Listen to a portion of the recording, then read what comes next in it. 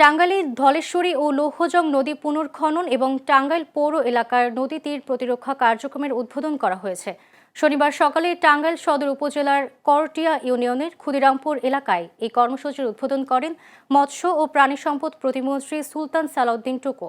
তিনি বলেন, সরকারের প্রতিশ্রুতি অনুযায়ী দেশের বিভিন্ন জেলায় পর্যায়ক্রমে নদী ও খাল খননের কাজ শুরু হয়েছে।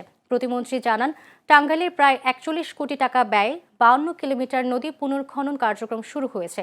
এই প্রকল্পের মাধ্যমে কৃষি উৎপাদন বৃদ্ধি, সেচ ব্যবস্থা সচল রাখা এবং শুষ্ক মৌসুমে পানির সংকট নিরসনে গুরুত্বপূর্ণ ভূমিকা রাখবে।